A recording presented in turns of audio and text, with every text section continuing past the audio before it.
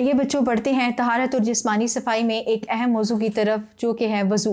वज़ू की लुग़वी और इस्तिलाही तारीफ़ की तरफ बढ़ते हैं तो इस्तिलाह में यानी लुग़वी तारीफ़ कुछ यूँ है कि वज़ू का जो लफ्ज़ है वो वादा आज से माखूज़ है, यानी इसका रूट वर्ड है वाव, द्वाद और अलिफ। इस एतबार से वज़ू के लुग़वी मायनी है धोना, खुशनुमा बनाना, रोशनी, किसी चीज़ को पाक साफ़ करना।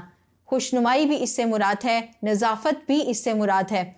हम कहते हैं दौ उस शम्स, सूरज की रोशनी, ज़िया भी रोशनी के मानों में इस्तेमाल होता है। तो ये तमाम मायनी सिर्फ़ एक लफ्ज़ के अंदर इस्तेमाल किए जाते हैं और इससे मुराद होता है किसी चीज़ को प्यारा बनाना, खुशनुमा बनाना, नज़ाफ़त और धोना।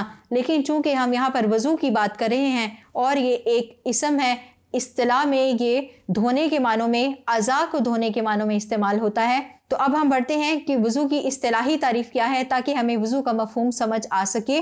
तो इस्तिलाह शरीयत में एक ख़ास तरीके के मुताबिक अपने जिस्म के ख़ास अज़ा को धोना वज़ू कहलाता है। वज़ू कुरान की रोशनी में क्या है? अल्लाह ताला ने कुरान मजीद में इरशाद फरमाया, या अय्युहल्लज़ीना आमनू इज़ा कुमतुम इलस्सलाति फ़ग़सिलू वुजूहकुम व अयदियकुम इलल मराफ़िक़ वम्सहू बिरुऊसिकुम व अर्जुलकुम इलल कअबैन।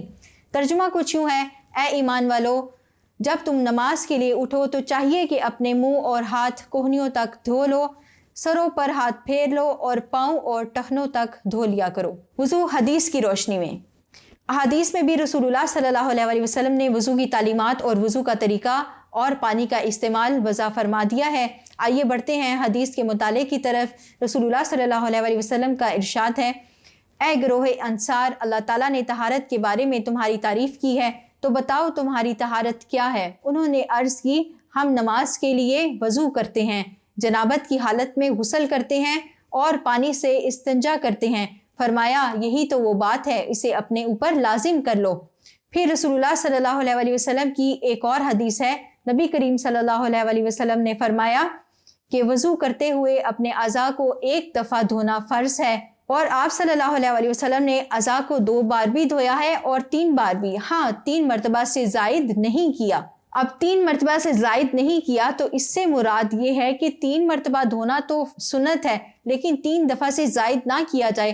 तो यहाँ पर अगर कोई 3 दफ़ा से ज़ायद अपने अज़ा को धोएगा तो वो इसराफ़ के मानों में आता है।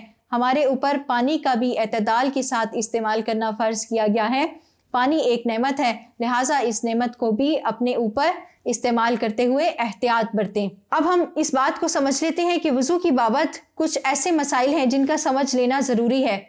अगर वज़ू में उन मसाइल का एहतमाम ना किया जाए तो हमारा वज़ू मुकम्मल नहीं होता। अब जो तरतीब शरीयत ने बता दी, जो अज़ा शरीयत ने बता दिए, अगर आप उनका एहतमाम नहीं करते तो आपका वज़ू मुकम्मल नहीं होगा। अगर उन अज़ा में से कोई मिस हो जाता है तो आपका वज़ू मुकम्मल भी नहीं होगा और अपनी सेहत के साथ भी नहीं होगा, और इसके नतीजे में आपकी कोई इबादत भी कबूल नहीं होगी। तो वज़ू में कुछ फ़राइज़ हैं और कुछ सुनन हैं, और फिर हम इसके तरीके पर बात करेंगे।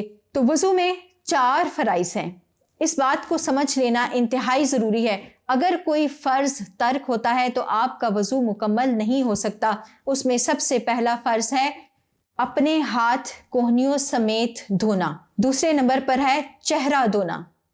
तीसरा फ़र्ज़ है सर का मसा करना।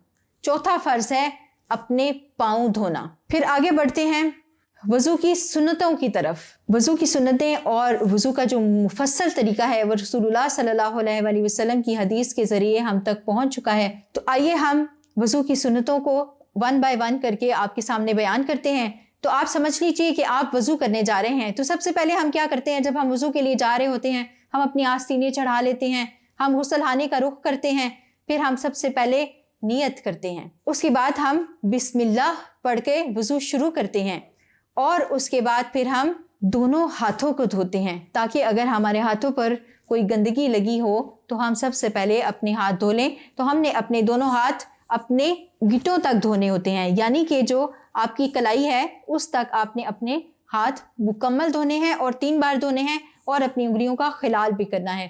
फिर उसके बाद अगला नंबर है दांतों में मिसवाक करना। अपने दांतों को अच्छी तरह साफ़ कर लेना। दांतों में भी जो खाने पीने की चीज़ें जम गई हों, लगी हुई हों, आप उनको भी साफ़ कर लें।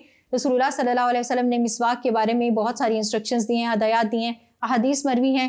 مسواک کی بہت زیادہ فضیلت ہے، اس لیے اہتمام کیا کیجیے کہ آپ وضو کرتے ہوئے مسواک کر لیا کریں۔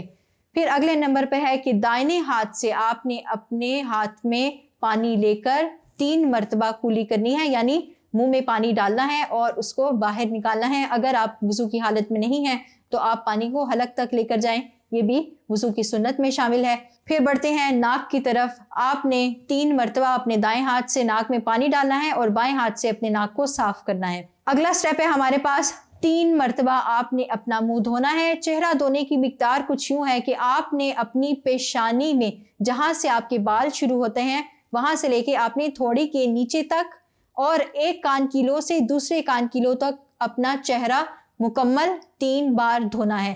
اگر آپ نے صرف سامنے پانی کا چھڑکاؤ کر لیا اور پیشانی اور تھوڑی کو شامل نہ کیا یا کانوں کی لو تک پانی نہیں پہنچا تو آپ کا وضو مکمل نہیں ہوگا۔ اگلا سٹیپ ہمارے پاس ہے بازو دھونا۔ تو بازو دھونے میں بھی آپ نے ترتیب کا خیال رکھتے ہوئے سب سے پہلے دایاں بازو 3 بار دھونا ہے، پھر بایاں بازو 3 بار دھونا ہے، اور اس میں بھی ہمیں مقدار بتا دی گئی ہے کہ آپ کی کوہنیاں آپ کے بازو کا حصہ ہیں، وضو میں شامل ہیں، تو آپ نے اپنے بازو دھوتے ہوئے کوہنیوں تک پانی پہنچانا ہے۔ اگلا سٹیپ ہے ہمارے پاس سر کا مسح کرنا۔ اب سر کا مسح کرنا جو فرض ہے وہ 1/4 سر کا مسح کرنا فرض ہے۔ آپ نے جب سنت کے مطابق وضو کرنا ہے تو آپ پورے سر کا مسح کریں گے کہ اپنے ہاتھ گیلے کر کے سر پہ پہلے آگے سے پیچھے کی طرف لے کر جائیں گے، پھر پیچھے سے آگے کی طرف واپس لے کر آئیں گے، پھر آپ اپنے کانوں کا بھی مسح کریں گے اور اپنی گردن کا بھی مسح کریں گے۔ پھر آخری سٹیپ ہمارے پاس آتا ہے پاؤں دھونا۔ اسی طرح اسی ترتیب کے ساتھ سب سے پہلے دایاں پاؤں ٹخنوں سمیت، یعنی آپ کے پاؤں کے پاس جو ہڈی باہر کو ابری ہوتی ہے اس کو ٹخنا کہتے ہیں، تو آپ نے اس کے سمیت اپنا پاؤں انگلیوں میں خلال کرتے ہوئے 3 دفعہ دھونا، اور اسی طرح بایاں پاؤں بھی آپ نے 3 دفعہ دھونا ہے۔ تو یہ اس طرح آپ کا وضو مکمل ہو جائے گا۔ اس کے ساتھ ساتھ وضو کرنے کے متعلق کچھ ہدایات ہیں، کچھ اہم شرائط ہیں جن کی پابندی کرنا آپ پر لازم ہے۔ اس میں سے پہلی یہ ہے کہ آپ نے ترتیب سے وضو کرنا ہے۔ اگر آپ ترتیب کا خیال نہیں رکھیں گے تو وضو تو شاید ہو جائے لیکن آپ کو سنت کا ثواب نہیں ملے گا۔ اگلا سٹیپ ہمارے پاس ہے کہ وضو میں دھلنے والے ہر حصے کو آپ نے 3 دفعہ ضرور دھونا ہے۔ اگر آپ کے پاس پانی وافر مقدار میں موجود ہے تو آپ 3 دفعہ ہر اعضاء کو دھو کر آپ رسول اللہ صلی اللہ علیہ وسلم کی سنت پر عمل کرنے کا ثواب پا سکتے ہیں۔ اور ہاتھ اور پاؤں کی انگلیوں کا خلال کرنا بھی ضروری ہے تاکہ آپ کے ہر عضو تک وضو کا پانی پہنچ جائے۔ اور اگر آپ مرد ہیں اور آپ کی داڑھی بھی ہے تو آپ اپنی داڑھی کا بھی خلال انگلیوں سے کریں گے تاکہ وہاں تک بھی پانی پہنچ جائے۔ اور اس کے ساتھ ساتھ یہ بھی ضروری ہے کہ وضو میں دھلنے والے ہر عضو کو پے در پہ دھویا جائے، یعنی لگاتار دھویا جائے۔ ایسا نہ ہو کہ کوئی عضو جو ہے وہ خشک ہو جائے، یعنی ہر عضو کو برابر دھوتے رہنا ہے تاکہ آپ کا پچھلا عضو خشک نہ ہونے پائے اور اگلا آپ دھو کے اپنا وضو مکمل کر لیں۔ اور وضو کی جتنی بھی اعضاء ہیں جن میں 4 فرائض بیان کیے گئے ہیں ان کا تو دھونا آپ پر فرض کیا گیا ہے، اگر اس میں سے آپ میں چھوٹ ہو گئی تو آپ کا وضو مکمل نہیں ہوگا۔ لہٰذا ضروری ہے کہ وضو کرتے ہوئے ہم ان باتوں کا خیال رکھیں۔ آپ کی کتاب میں اس بات کو ڈسکس نہیں کیا گیا لیکن میں آپ کے فائدے کے لیے آپ کو یہاں پر بتا دیتی ہوں کہ کچھ نواقض وضو بھی ہوتے ہیں، یعنی وضو توڑنے والی کچھ چیزیں ہوتی ہیں۔ آپ کو ان باتوں کا علم ہونا چاہیے۔ اگر ان میں سے کوئی بات پیش آ جائے تو آپ پر لازم ہے کہ آپ وضو دوبارہ کریں۔ تو نواقض وضو میں سے ہے کہ اگر ریح یعنی ہوا آپ کے جسم سے خارج ہو جائے آپ نے وضو دوبارہ کرنا ہے۔ پھر اگر آپ کو الٹی ہو جاتی ہے یا آپ کے جسم کے کسی حصے سے خون نکل آتا ہے اور وہ بہہ جاتا ہے تو آپ پر ضروری ہے کہ آپ دوبارہ وضو کریں۔ آپ کو اونگ آ جاتی ہے، آپ سو جاتے ہیں تو آپ جاگنے پر دوبارہ وضو کر کے نماز ادا کریں گے۔